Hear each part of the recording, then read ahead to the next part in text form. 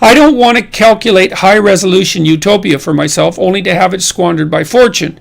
How do I ensure the meaning I experience is self-determined? Well, you can't, because there's an arbitrary element to existence. So it is going to be squandered to some degree by fortune. But that's not the point. What are you going to do? Just sit back on your laurels and wait for things to roll over you? So what you do, look, the hero myth basically says, go out there, confront the dragon, get the gold, share it with the community, and live properly. Or it says, the alternative is, face the tyrant, enter the desert as a consequence because everything falls apart, recast structure, find the promised land. Those are the two elements to the hero myth. And that's divine. It's the closest thing to divine that we know. You might say, well, what happens if you follow the divine path? And the answer might be, well, everything turns out perfectly because God is on your side. It's like, no. That isn't what happens, because things don't turn out perfectly. It's your best bet. It's your best strategy. Right? That's the thing. And, dragons wouldn't be dragons if they couldn't eat you.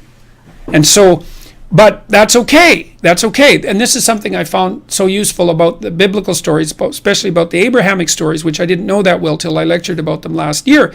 God calls people to the adventure of their lives. And so you could say, in part, God is that force within you which calls you to the adventure of your life. And it says, get away from your family, get away from your blind and unconscious comfort, and get the hell out there in the world.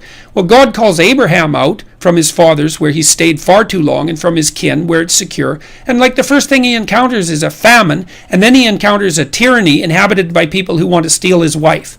It's like you think, well, Abraham should have just stayed in bed and ignored God, obviously. Well, that isn't how it is. It's like we're built for struggle, us human beings. You're not after the bubbles of bliss that Dostoevsky described in Notes from Underground. We're built to contend with the world. We're built to contend with reality. You want a challenge. And the best way that you can take on a challenge, because a challenge fortifies you. So you don't want to be secure, you want to be strong. And you get strong by taking on optimal challenges. And so you lay out your destiny in the world, and you take the slings and arrows of fate, and you make yourself stronger while you're doing so. And you might fail, and fortune might do you in, but it's your best bet. And people have extracted unbelievable successes out of catastrophic failures. And I'm not saying that in a naive way. I know perfectly well what happens to people. You're doing fine in life, and then you get cancer, and then 6 months later you're dead. And all the heroism in the world isn't going to save you at that point. But that's not the point. That's not the point. Life is bounded by mortality. But that doesn't mean that you don't get out there and contend. And you develop by contending, and you minimize the net amount of suffering in the world. And that's something, man. That's something to do. So it beats laying in your basement and getting bitter and then doing the terrible things that bitter people do. So you can't ensure that the meaning you experience is self-determined, but you can play your role to the best of your ability, and that will be good enough. And that will be good enough.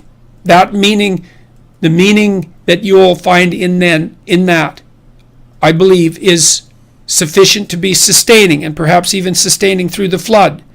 So it isn't that you can avoid catastrophe, it's that you can prepare yourself to deal with it honorably when it arrives. That's what you've got.